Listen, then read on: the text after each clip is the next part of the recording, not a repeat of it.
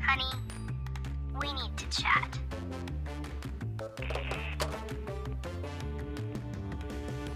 Hey guys, welcome back to another episode of Honey, We Need to Chat. The podcast all about communication in relationships, and we believe that when communication dies, bad things happen. How cheesy can we be? Yeah, giggity. Giggity? Yep, we are just your everyday couple. Yeah, we are. Navigating through your everyday struggles, and we hope that this podcast will show you that you can do it too. That's what we're about. Yeah. We have some big news, guys. What? Big news this episode. If you saw my recent Instagram story, which if you aren't following us on Instagram and you are on Instagram, highly recommend hopping over there, especially following what we're about to say. We are going to be going on a season break. Whoa, season 1 complete. Season 1 complete. And it's not because we want to move into a second season necessarily. It's because we are suddenly moving. So we have a couple months ahead of us that are just going to be massively hectic, getting our current house ready to sell and hopefully finding another one. Yeah. And that means that every ounce of energy that we have is going to be going into painting our walls and cleaning our house and decluttering, regrouting, all of the above, which is really exciting and something that we didn't actually anticipate until like literally a month ago being an option for us. Not even a month. So maybe not even, when we had this is our first house and we're so grateful for it, and we've mentioned here before, it's quite tiny, and for a family of 6 it gets quite claustrophobic, and we both work from home, yada yada. And so in our minds we're like, oh look, we're gonna be here for another couple of years yet. We've got to keep saving up, we've got to keep, chugging along. Anyway, we're like, oh, look, we're basing all of this off assumption. We don't really know. So we caught up with our broker, and it was really surprising to know actually we can do something now, which is great. Just the next step in the housing market. But it's really, really exciting for us. But at the same time, it's a lot of work. So we're going to be doing, this. When we got this house, it was pretty shabby, and it still is. We haven't really done much to fix that up. Living in the house with a family of 6 and a toddler, especially, doesn't really give you that flexibility to do that sort of stuff. But now we're smashing it out. Now we're getting everything done in 1 month that we wanted to do in the last 3 years. But that's okay. Yeah, so it's a huge privilege. We're really excited. We're very overwhelmed, and we're learning everything as we go. But we made the hard decision that it probably just wasn't going to be manageable for us to maintain weekly episodes while we're doing this, largely because we don't even know where we're going to be or where we could record. Yeah. And 2, I just don't have time in the evenings to get the edits done and listed while we're doing this. So we're going to be moving back into my mum's for a period of time. There'll be a bit of a flip-flop. Yeah. But what's exciting too, though, is we've already got plans for season 2. Like we've already got interviews lined up, which is really exciting. So we're going to get all those sorts of things. We're still going to be recording. We're just not going to be editing and releasing for a period of time. So we'll be recording like here at my mum's house, I don't know, in the car somewhere, wherever we can get some quiet space. Yeah. So we'll still be recording. But yeah, do follow us along on Instagram, because you'll be able to follow our journey on that, but also the different things that are coming your way will be available mainly on Instagram, because we've got stories and so forth. We definitely want to still be present on the community platforms that we've got going, so social media, and we'll see what capacity we've got for that. But if you're going to catch us, that's probably where we'll be. And what we're going to run through today in this chit chat is a second kind of segment to the relationship program that we started last chit chat. And so there's a couple things we really want to challenge you guys for over this little break. One is take this time to run through these 2 modules that we're going to have on our website as a couple, and really start to just implement some of these things in a date night or in a regular check-in, whatever that might look like for you guys. Take this time to set those foundations for intention, what you wanted to work on. And then when we come back, we'll be coming back with more resources in that space. Secondly, take this time to spread the word about Honey, We Need to Chat, because we have huge guests that we're really excited about, that we're coming back with and we'll be launching with on the other side of this break. So absolutely watch this space. We've got a world-renowned podcaster that we're going to be talking to, one of our very own here in Australia who's done really well. We've got someone that's going to be an author, a world-renowned author as well, talking about sex and intimacy with us. We've got people coming to talk about addiction, people coming to talk about tough challenges that they're facing in their relationship. We've got someone talking about intimacy and what that means from a guy's perspective, what that means from a female's perspective. Yeah, well, we've got some really huge topics, even more than that we're ticking away at and getting organized in the background. So don't sleep on this little break.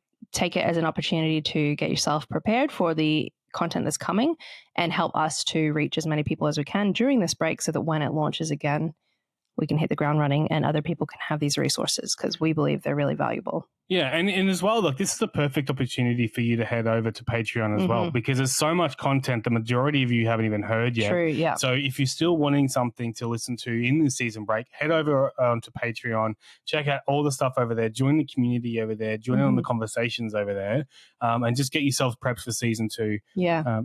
Absolutely.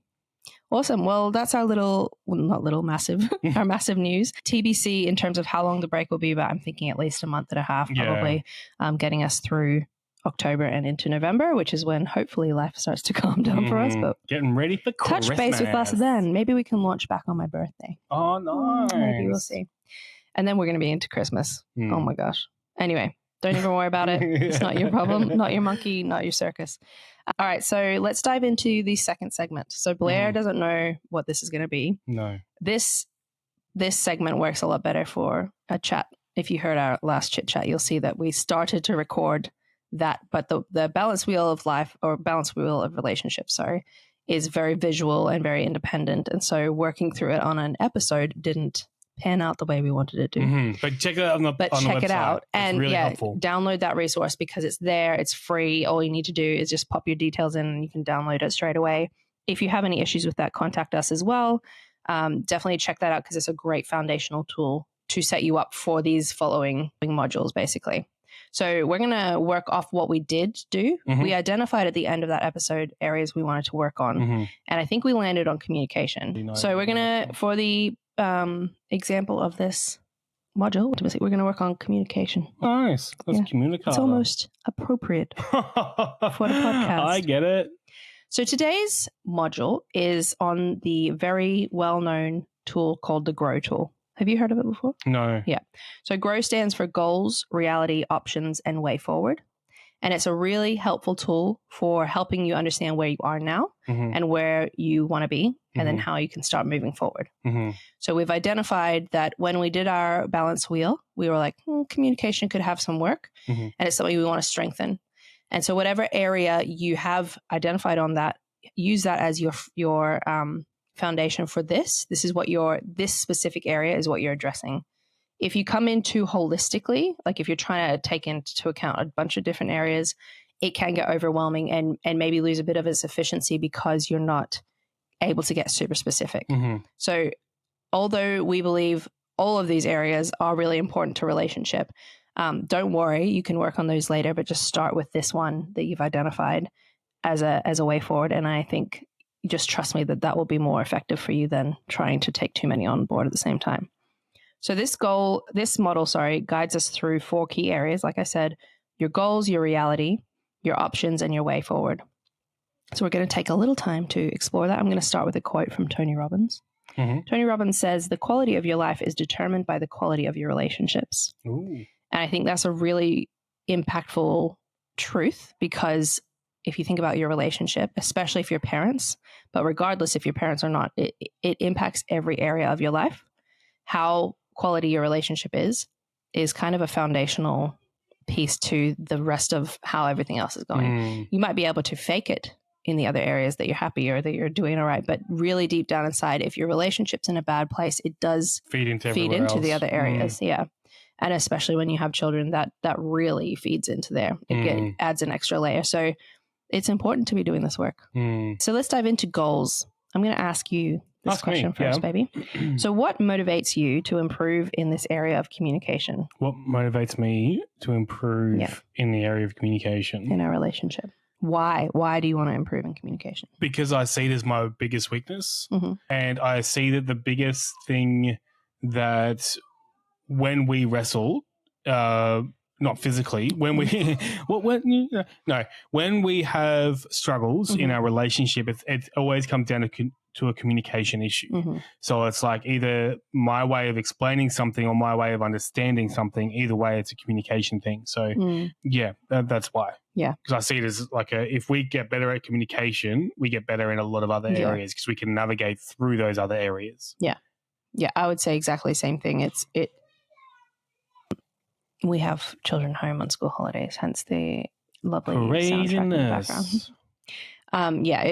If communication is in a healthy place, if it's functioning like a well-oiled machine, you can tackle so many areas. It doesn't mean that they magically disappear, but being able to communicate through all the other areas, I think, really gives you a leg up in terms of navigating them in a constructive way. Yeah. Because how do you navigate them in a constructive way if you're not communicating? Hence why we decided that this podcast was going to be on communication. Great. So that's the why. So where do you feel you are now with communication? And what would be the ideal version of yourself if you were in the place you want to be? In comparison to when we first started dating? Like how am I now in comparison? Or not just where are you right now? Yeah, in comparison if you want to, but right now in your communication, where are you? In comparison to, because I need to think back from where, from recognizing the need for growth in communication, I definitely believe I've grown a lot significantly. So back then there was this drive for me to understand women more because I recognized I just didn't. I just did not have any clue. And then that grew from an understanding to be able to then to understand, I realized was an ongoing process of working through it and through communicating through that. And I was very just get to the point, let's just get to it. Let's just wrestle with it. Come on, we just got to hash it out. And it didn't take long to figure out that that's hurtful, my approach, not intentionally, but in terms of just bluntness and I was more concerned, I was more focused on the process, in terms of getting to the main point and wrestling through the main point rather than the process of getting to that. And understanding there's a lot more intertwined in the process than just the one topic that you're talking about. So I think that I just didn't understand that. And I didn't understand, that people process things differently and communicate differently and need things in communication differently. So where I'm at now, I still struggle with it for sure. Because my natural way of it is just because I'm such a verbal processor, is I say what I think, but not in terms of just trying to put it on you. I'm actually trying to make sense of it. Yeah. So I still wrestle with that whole thing, but just now the value of growth or just the value of communication in general is high, extremely high to what it was before I realized it. Where I want to be is, I think I mentioned this in a previous episode as well. Where I want to be is I want to have an awareness in my communication. Yes, the things that need to be said, but the way that you need to receive it. So usually when we're having a conversation, I'm just, and not in a selfish way, but just in a processing way, I communicate from my style, the way that I communicate. That's just what I do, right? But I want to communicate in a way that I know you're going to receive it in the way that you need it. So I've got you in mind while I'm communicating, because, when we're trying to work something out, we're trying to work it out. And so we're focusing our energy and our attention on the thing that we're trying to work through rather than the way the person receives it. I want to have both of those as a good balance. Yeah. Yeah. I would say where I am now with communication is I'm better at raising things that I need to raise in the moment rather than holding them for a long time. Because I really used to struggle to I would sit on it for a long time, something that was relatively small. And so I am better at that. But I think what I now struggle with is knowing how to do that in a way that's not going to feel critical or not going to put you on the defensive. And sort of similar to what you said, in a way that you're going to hear it the best way.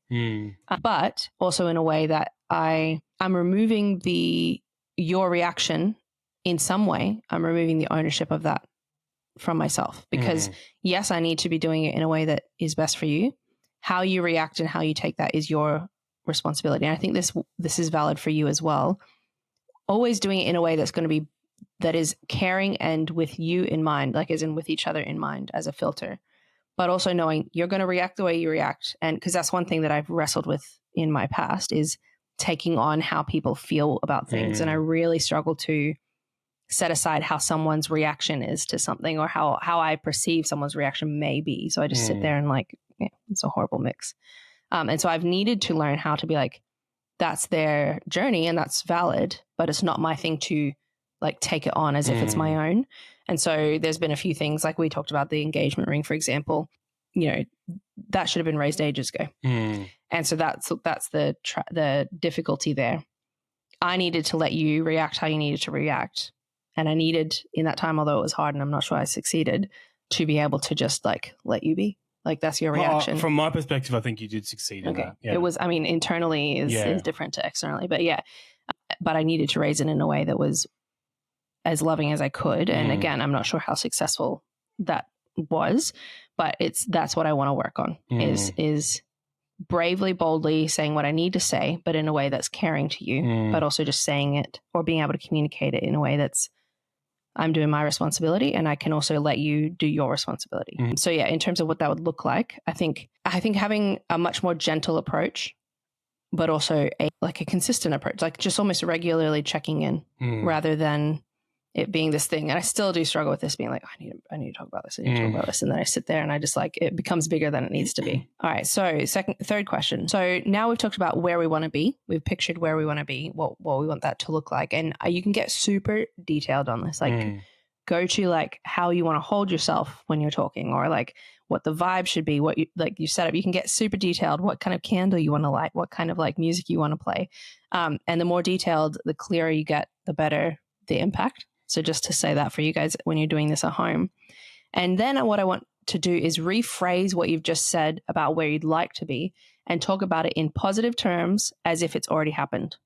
So instead of like, yeah, I'd really like to be able to be more bold, but also like with you in mind, communication, be like, I'm glad for the boldness that I have and the fact that I can say it knowing that I'm caring about you.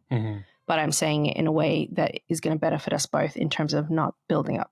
So you take it on almost like a mantra, if you want to put a thing to it, like I am doing this and I'm saying it in a positive way instead of the negatives because our brains don't know the negatives and claiming it basically as this is what we're working for. This is what I'm doing now. So what specific positive outcomes, and I know this sounds a bit repetitive, but these are important. What specific positive outcomes do you want to achieve in our relationship?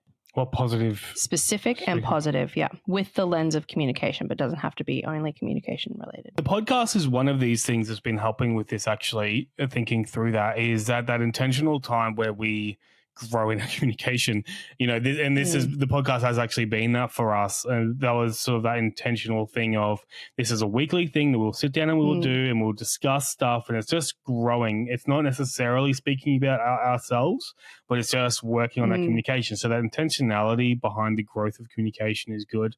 Where I want to be in like a growth point in that too is, you know, we've spoken before. I want to do no technology retreats. Yes, you know what I mean? Absolutely. And because I really believe that's going to help with our communication as well, because it's like remove distraction and just be present.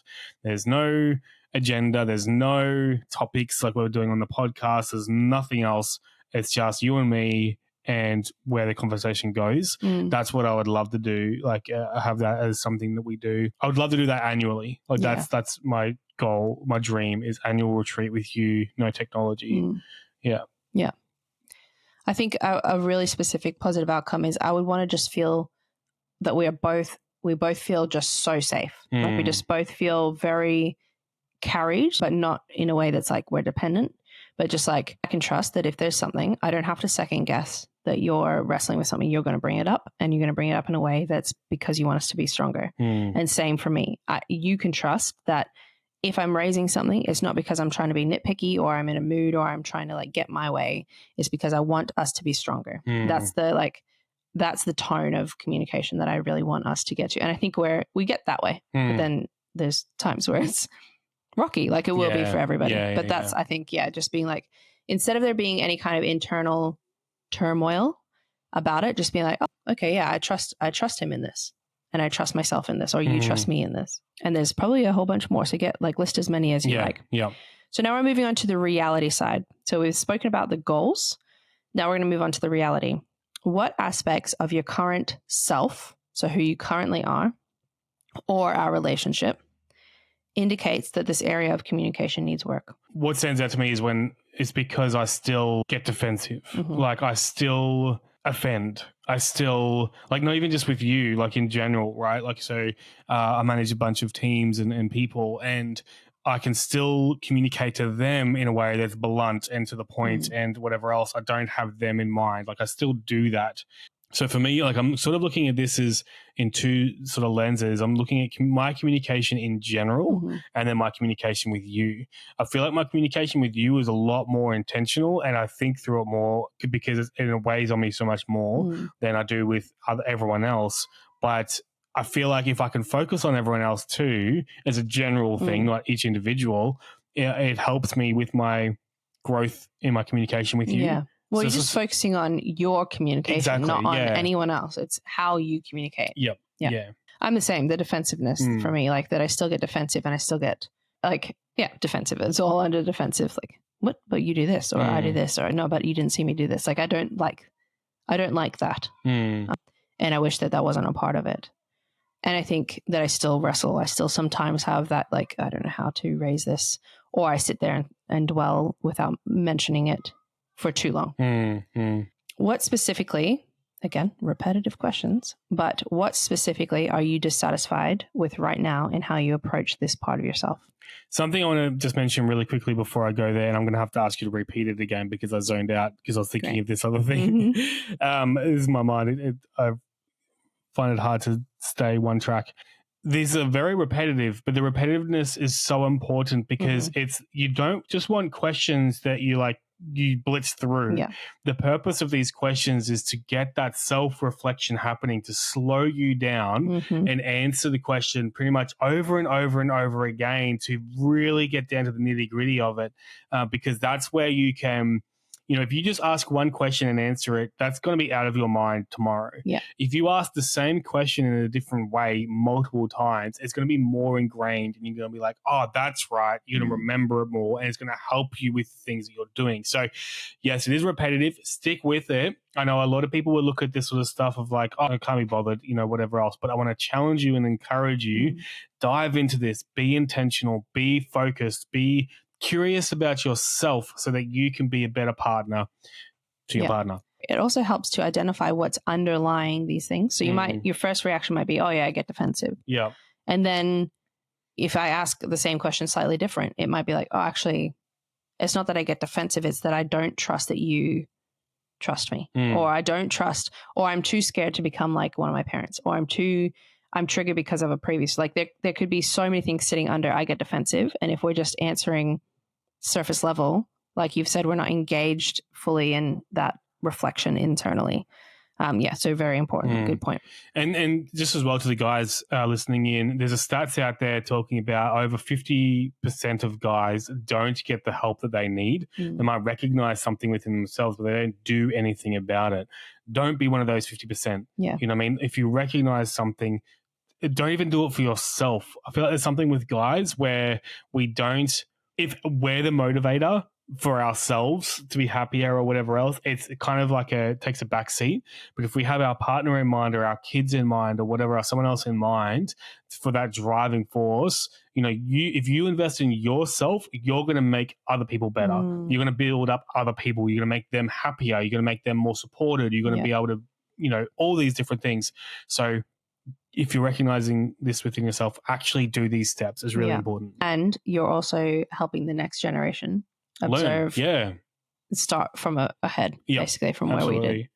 Yeah. So the repeating question, what specifically are you dissatisfied with right now in how you approach this part of yourself, this communication? So that I switch on and switch off with my focus on it. You know what I mean? It's not, and not that it needs to be all encompassing. It's more that even with with me reading the Bible and stuff like that, right? Like I'll go through these moments where I'm like really, really keen on it and I'll read it every single day. Then there'll be moments where I'm just like, it doesn't even enter my mind. That's sort of similar. With my communication, I'm intentional with it and then I just forget to be intentional with it for periods of time. Yeah. And even though we're doing this podcast, it's still easy to come in and sit down and be intentional with the podcast, but then walk away and not take away. Not lead that in. Yeah. I agree. There's a phrase, not a phrase, there's a framework that I'm going to probably mention a lot, which is conscious competence. And I was explaining this to you yesterday. When you're learning different things, you're on a different scale in terms of like where you're at with a certain skill, for example, and driving is a good example of this. Babies don't know how to drive. They are unconsciously incompetent. They're not even aware that they don't know how to drive. Once you become a teenager, you're aware, you're now conscious that you don't know how to drive. And then you move into the competency side where you are learning. So you're a learner driver. You're now very aware that you're learning. So it's very intentional, having to be really like, I'm paying attention to everything. And that's called conscious competence. And then eventually you switch into unconscious competence, which is where people that have been driving for years no longer have to be like on top of every tiny little thing that they're doing. It's just natural, it's default. And I think with this is why we do stuff like this. We're moving ourselves up that. And what you've just said is probably a really good example of you needing to be really consciously competent in this area, or you default back into the consciously incompetent, or even maybe subconscious, unconscious incompetence. But like the defaulting back, it's like, you're in that stage where you're having to be really conscious of your competence. It's like not quite default yet. Yep. Some areas probably are default. Actually, that's probably a better place where you're landing. You probably are switching between unconsciously competent. So your default, I'm really good at communicating with me. You've had to put a lot of work in. So for the most part, you are pretty intentional. And then moments where you switch back into, if I'm not conscious of it, it's not going to happen. That's actually a really helpful thing to think through, because, it's so easy to look at that question and be like, oh man, I'm doing so bad in this area, and you focus on the negative part. But then when you kind of have that lens of, well, actually I'm improving, I'm on this journey of getting better. When you understand that you're on a journey and it's not from like bad to good, it's a lot more empowering and peaceful, to be honest. And nobody just randomly hops into exactly. You don't just get there. It's a process. You work towards it. And you're actually in the most active and probably most difficult, but in a challenging way, stage of it, because you're having to intentionally learn it. But it's not always going to be an intentional learning. It's going to hopefully it will move into default. So that's really interesting, that way that you put that it switches on and off. For me, I think the specific thing that I'm frustrated about is that I will spend a lot of time being very aware of what motivates people in what they do. Like that's how I think. I'm like, I reckon they feel this way because of this. And so I'll spend a lot of time identifying that. But when I am in the moment of being like communicated about something that makes me defensive, I lose that like lens. It's not like, where is he coming from? I have to be, again, really consciously competent of that, because I will default into, how am I feeling? How dare that person do this thing? Rather than, I think he's probably feeling unloved through that. I can see how he'd feel unloved. And that specifically annoys me. Especially because of the time I spend outside of those moments being like, I think that's probably why they're feeling this way. Cool. All right. So have you tried to make changes in this area before? And if yes, what were those attempts like? Absolutely. This is a hard one, because we've always been trying to work on this, and the attempts have just been trying to understand other people in general, like through courses or books or input from mentors or whatever else. It's just been that continual journey of learning more about others, because the thing is, even communication in general for me, like I said, I process and I communicate from my perspective of things and my understanding of myself, and what I'm trying to make sense of the topic or the conversation, whatever else. I very rarely have other people in mind when I'm communicating. What it's been like is it's been very, very insightful, and it's helped me, and it's definitely helped my growth in my communication. But I think with communication and my leadership, I believe my leadership has grown significantly as well, because my communication has grown. And so you learn how to communicate with people. But there's still a lot of room to grow, Yeah. Yeah. I feel like my work that I put towards it is outside of the moments of my emotions. I'm like, yeah, actually I can see where he's coming from. And I think about it there and I try to like come back to things and try to communicate about why I was defensive or why I reacted the way that I did. But when the emotions come, it kind of goes out the window. Maybe less, maybe actually not maybe, definitely less than when we were first together. It's slowly that muscle's being built. I think as well, especially in the area of like taking a long time to raise things or taking on someone's reaction or what I think their reaction is going to be. That area I've had to do so much work in because it's just been a really hard thing for me to feel like I'm making moves in because it's such an ingrained defense mechanism that I've got going on. And so I, especially in the last year, have really tried to put a lot of like effort into trying to even visualize like throwing the basketball back. Like someone throws me their thing and I just throw it back mentally. Like I try to like really get a handle on that. And that's probably the place that I've had to put a lot of work into.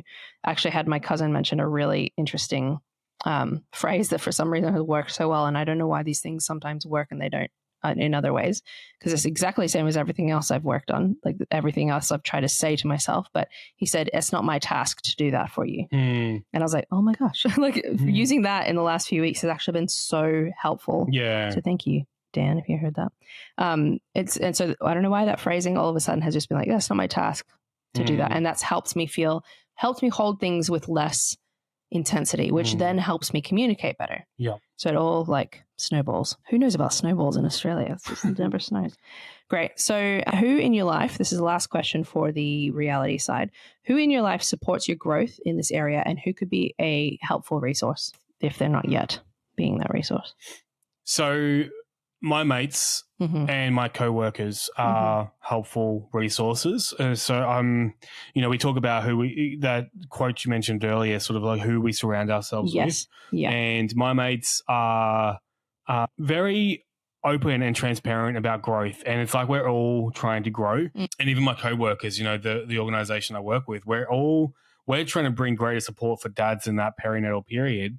But in doing that, we're growing ourselves. So the conversations are really coming from ourselves. It's like we discuss our stuff and then it's like others are going to be struggling with that too. That's what we need to be addressing within our programs and with our organization, So they're the things that are investing in me already. What can help would be people in the next life stage. And I've spoken to you about this. I want to be surrounding myself with more people in the next life stage where the kids are, either late primary school, early high school sort of stage, because that's a whole other area that I'm not there yet. And I want to learn that. I want to be ready for that as much as possible. So I reckon they're the people that would help. And also people like, we've also spoken, this is probably going off tangent from communication, but I'm like entrepreneurs, like we want to be around people to help us. People that resonate, Yeah, like and help us, grow the podcast and grow your coaching courses and stuff like that is something that we want to be surrounding ourselves with too. Yeah.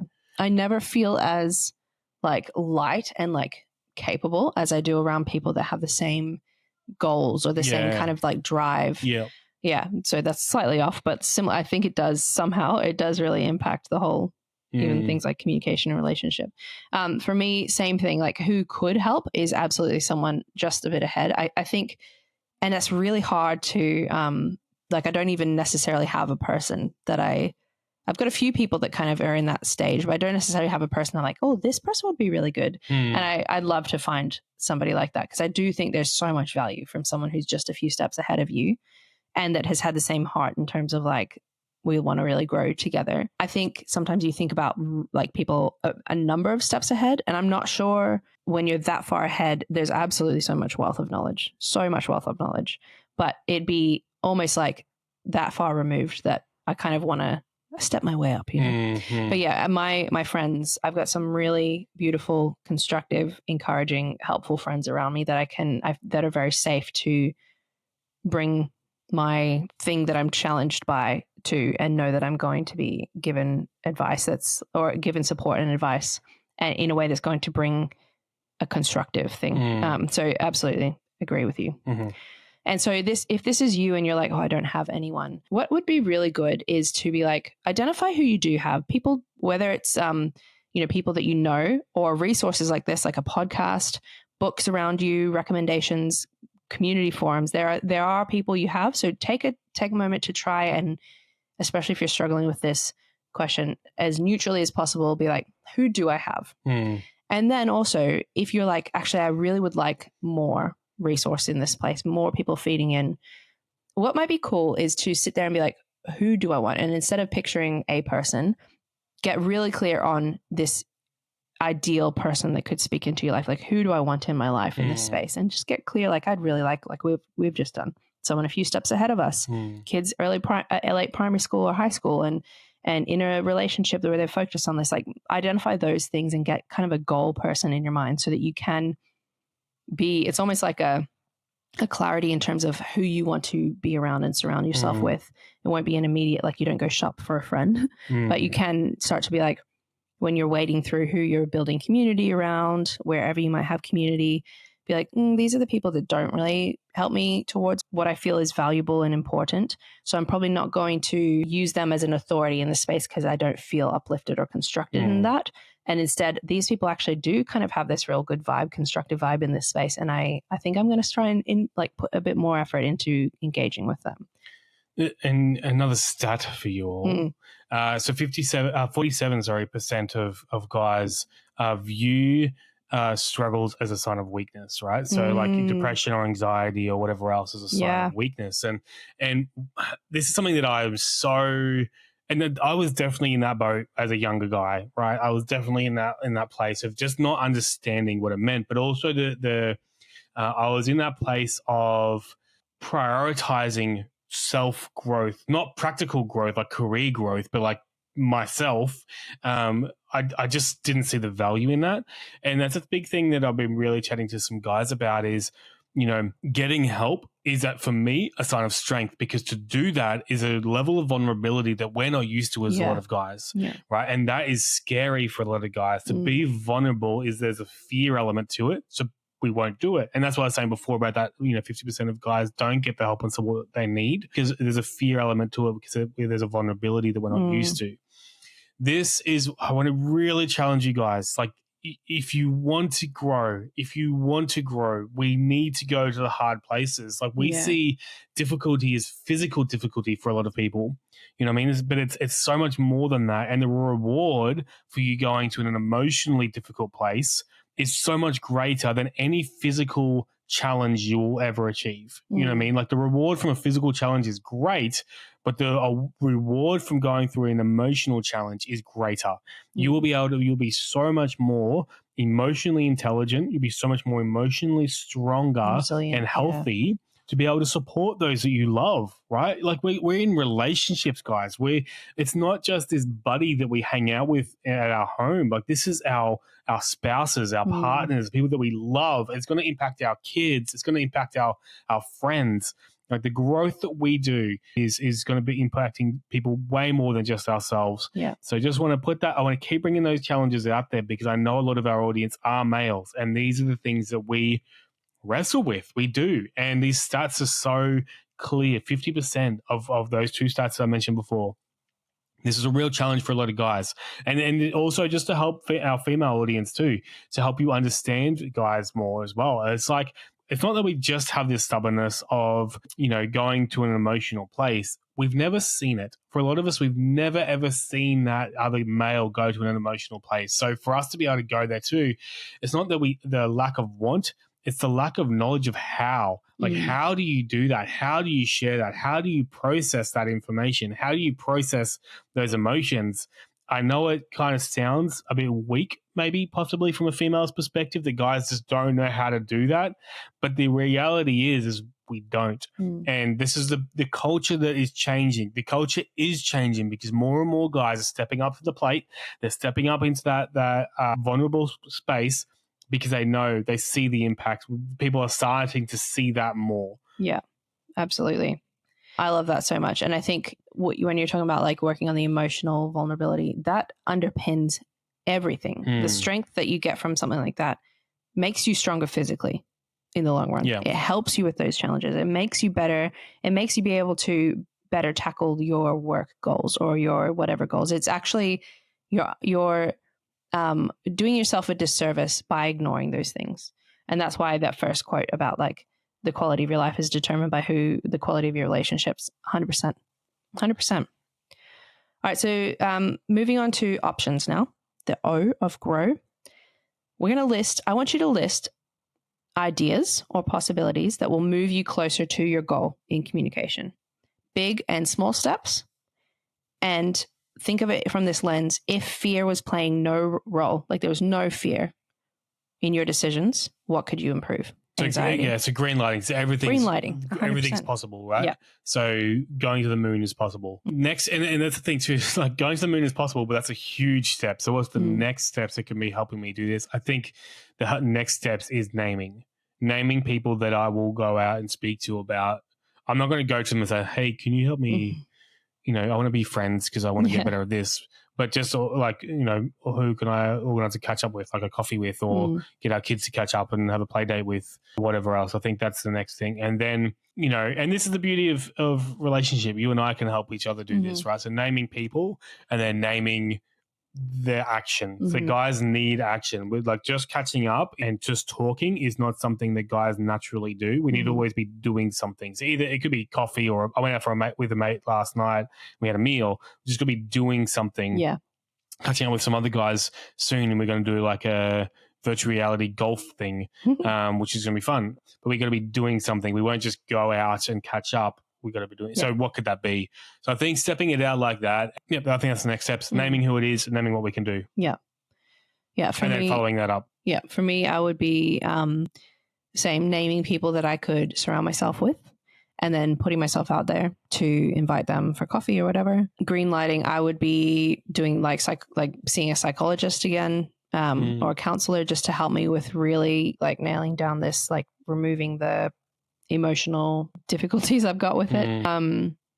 I think one thing I want to say, which this I'm literally telling you right now, this is what I want to do.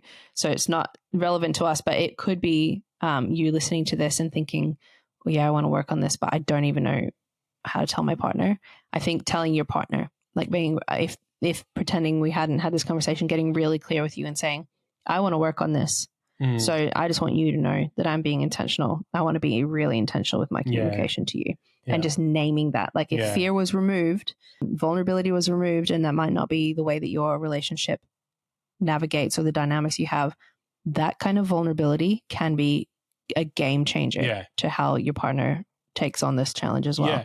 And it's funny, like, I was chatting to my mate last night, and we were saying about how for a lot of guys, they don't know how to start. They don't know how to be vulnerable, right? You don't know how to be, to communicate with your partner about the things that you're working on. It can be quite internal. And same with females, I'm assuming we would struggle with the same thing. Yeah. And it's a matter of like, the first step is just telling your partner, hey, I'm struggling to be able to communicate. That's communicating. Like that is it. Like that's where you start. It's like, hey, I'm really struggling like to communicate with you about my struggles. I want to get better. Start there. And it's like, if they ask more questions, be honest. I don't know. I don't know. And that's the vulnerability of in that space is so easy and it's so doable, and the impact is great. If that's all you've done, you haven't done anything before that, do it. That's so worth it. I've had to do this before because sometimes I get really like I patternize or something. I don't know what the heck goes on in my head. And I get like, I know there's something and I am wrestling with it, but I don't know what it is and I don't know how to say it. And so there have been times where I'm like, you've asked me if I'm okay or whatever's going on. And I have had to say, I am just trying to figure something out and I don't know how. Yeah. And it almost then like relieves, because if you're anything like me, it's like the conversation has to be perfect. I have to know exactly why and what and how I'm feeling and how to bring it up. But that's not how a relationship works. No. And it's going to put off doing the thing. Yeah. And so that's what I would just stumble out and be like, say it's communication, be like, I just want to let you know that I really want to talk to you about how I want to work on something, but I don't know how to talk to you about it. So I'm just saying it. So then that's you would say that to me sometimes. I'm still processing it, but this is, and you put it there, little nugget, and we just pick it up. Yeah. It's almost like that text message of, honey, we need to chat when you're at work. And I don't do something like that. That's too Or just stressful. send a podcast episode. Send the podcast. Be passive aggressive about it. Be like, listen to this. And the next question is, what would you do if you knew you couldn't fail? And it's a similar type of question. Again, the repetitive but different angle. What would you do if you knew you couldn't fail? I don't see that as a struggle of mine, as a thing of like, I couldn't fail. It's not. Yeah. Yeah. Because so I'm finding it hard to answer that question because I'm like, that's not a factor for you. It's not a factor for me. It's such a factor for me. The Really? other day, because the other day, remember there was a question that we had for our broker? Yeah. And I was like, I am so nervous to send this question. I just literally need to put your name at the end of the email and I'll even write it and send it. But there's just something about like it being someone else that's asking the question. Yeah. That's actually so interesting because there's so many times where you can't send a message. Yeah. And it makes sense because there's a fear of failure. But in my head, I'm like, no, it's not failure. Like failure is never in the equation for me. It's not failure necessarily. It's more like looking silly or looking vulnerable or putting myself out there and being rejected. So for you, you ask and you receive. And there's people that I was saying this to a friend recently.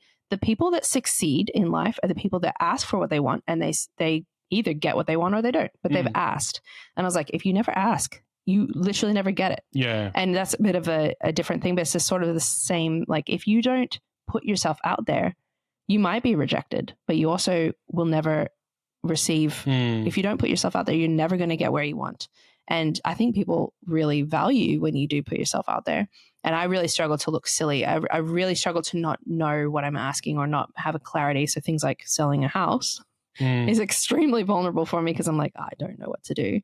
But you, ever since the beginning, like there was things that you wanted to learn. So you just asked someone for help. Yeah. You just ask them for input. You just ask them to do these things. And I was always like, oh my gosh, I don't know if I could like put myself out there. Yeah. Yeah. Yeah. So that's valid. That's not really a challenge for you. For me, it would be inviting certain people out for coffee. That would be the big, if I knew I couldn't fail and I wasn't going to be rejected, I would just message people. There's multiple people on the top of my head and ask them to go out for coffee with me. Yeah. Yeah. Because for me, I'm like, okay, because, I've mentioned one person that I want to do this with, I've already told you about. I'm like, they turn around and say, no, cool, who's the next person? Yeah. But for me, that's like, oh my gosh. I could collapse in a heap. I'm so awkward every time I see them. There's like a whole story to why they've done it. Yeah. Anyway, so 100% I would just put myself out there with people I want to spend more time with. It's so funny because as well, the name that you have, you've met with them a few times. Yeah, I know. And you still can't get past that. Yeah, because I'm like, do they even like me? Don't ask me why. It's just how it is. I don't know why. It's the whole self-esteem. There's so many things we're playing into it, and this is not what this is on. But that's what I would do if I knew I couldn't fail. If I knew I couldn't fail, I would say and hold firm boundaries. This is not just with you, by the way, but I would hold firm boundaries and say what I knew was valuable for me and my family and for my peace and for what we needed and what was going to get us the best place in the future without worrying that I was going to disappoint everyone or they're going to like be upset at that or whatever. I would just be like, no, that's actually not constructive. There's so many things that I would be much firmer on in terms of like, no, this is the constructive way. This is what I believe is going to get us stronger. But I just don't know how to be. So that's what I would do. Nice. All right. So imagine that deep down, you already know exactly what to do next. What would that be? Oh, didn't we just say that though? Remember? Yeah. Deep down, you know exactly what the next step is. What is it? Message. Yeah. Cool. Nailed it. Message them. Yeah. I think the next, but when would you do that next step is now where I'm getting, because I'm like, time. We're just about to get the house sorted. Okay. That's a good challenge. Yeah. Because that's life. Yeah. Not everyone's moving, but. Yeah. Okay. So the next step then. You're asking me? Yeah. Well, I'm asking you and I'm thinking about it for myself. Yeah, to message them and to organize a play date. Yeah. Cool. With their kids as well. To be clear. Not you. Yeah, same. I think so as Blair just raised, like we've actually got a crazy couple months as we've told you. So then straight away it's like, but if we message now, then whatever. So I think if I deep down knew what the next step would be like, hey, I would love to catch up with you. We're moving. So probably afterwards, but just letting you know. Let's find a time at this stage. Will you do that next step? Yes. Good job. All right. So way forward, last step of grow.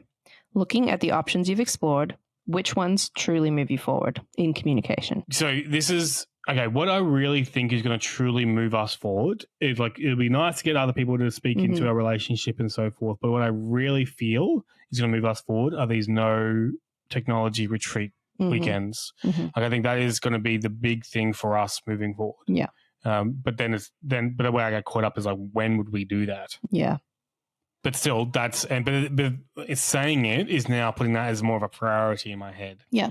But even the retreat, like if there's, because other people may have things that are similar, there's not convenient times for things. So either booking something that's like whatever ahead, or being like, okay, I can't do that big thing now. What can I do now that's going to be the same? It's going to give a glimpse, or at least move me towards that. We could be one day that we have where we're just hanging out, no things, or one evening that we turn everything off. We're not. Well, we've spoken about that. So it's like no technology on a Sunday or something, you know, like we've spoken about putting those things in place. So I think that would be the next step, is putting that in place. Yeah. I think for me, the ones that would truly move me forward would probably be more things like, I think probably just like removing distractions, same as you. Removing distractions, whatever it is that distracts me, or like for me, I get really overwhelmed when I've got too much in my head. And a lot of the time, if there's something on my phone, like messengers, or I'm waiting for a message, or I'm listening to something, music, even like sometimes like the layering, my communication skills are like out the window. So so that's cool too. Like, so what you said then is like, we're working on our communication overall, but then we're also helping our, you know, the times where our communication skills drops. So for you, when there's a stimulation of stuff around, like, you know, sounds or, you know, distractions around, your skills are just not there. Another thing that popped into my head was like almost identifying like a safe word that I could say to you when pineapples. Why is it always pineapples? I don't know. It's always pineapples. Anyway, a safe word that I could say to you that let you know that I have something I want to talk to you about. I'm not sure how to do it, and I need to do it. So it gets you in the right space so that you're like, all right, this is a heavier thing that she needs to talk to me about, and she's wrestling. It's not like out of the blue. I'm like, what about this thing that we've done, or this thing that you did to me? But it also like kind of bursts that bubble of the tension of, when do I bring it up? Yeah. That's another idea. So thinking outside of the box as well, depending on what your area is. Okay, what preparations do you need to make to take those steps? So this is good for the no tech thing. What preparations do we need to do for that? Well, for me, it's saying it like it's because if we say no tech on Sundays, it's just now, or maybe it's a matter of we get a box for our phones. Yeah, there's some pretty cool things that you can do. Yeah. A box, like any box would work as well. But I've heard of something where it's a charging box and it locks on it. Yeah, and it's a game as well. Is that the thing I was showing you? Oh, maybe that's it. It's a game. So then like when one person puts their phone in it, it starts ticking up time, and it notifies the other person that this person's doing their whatever you call it. And then it's like whoever wins the most time in the box. Yeah, it's very expensive. But they also have an app, actually. So there's apps that you could do that would have similar kind of things. Yeah. But I think something like that would be really good for me, getting really clear on what.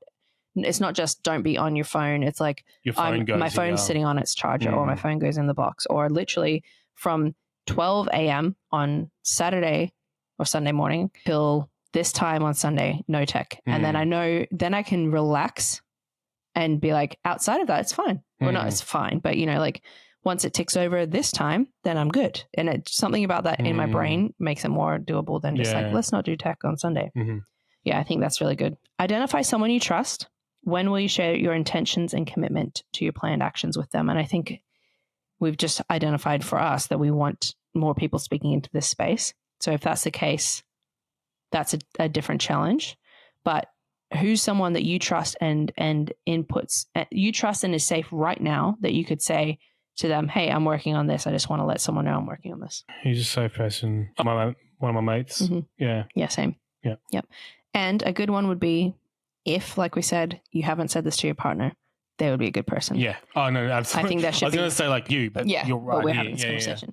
They would be the first person within a safe space. Obviously, everyone's relationship's different. That I would be like encouraging people to have this conversation and focus on you when you're having that conversation. Because if they see you putting in the effort, they're not going to not be able to put in the effort themselves. Like it's going to be setting the tone for your relationship. Exactly. All right. What obstacles stand in your way, and what strategies can you overcome these with? Obstacles would just be, I think, discipline would be one, and I don't have a box. Like getting one. To put them in, to get one. And with discipline, I think it's just a matter of, I think getting the tools will help with the discipline, because it's that process. It's like, this is where it goes. It's not just don't use it, like you said. This is where it goes. Yeah. I think for me, the tone that I address it with, like if it's like, oh, we really shouldn't use our phones, that totally disengages me. If it's like, oh, Sundays are no phone days or no tech days, and then making it so it's not just a chore. It's actually, we get to do this instead. And so Sunday is no tech days, but it also means no obligation or like no like, or we play this game or we Board do game. this kind of a lunch or whatever it is that would work for us, making it not a chore, making it an exciting thing. Yeah. I think as well that timeline for me being like from here to here. Yeah. And they're in this box. Yep. No, that's good. From this to this and this in that box, or during the day, your phone's here, whatever it might be, getting really clear on that. I think boredom would be the biggest obstacle for me.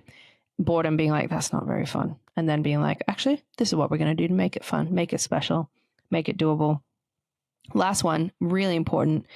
How are you going to celebrate this success? Celebrating your success along the way, not success like, oh, we've achieved perfect communication. Success like your little wins.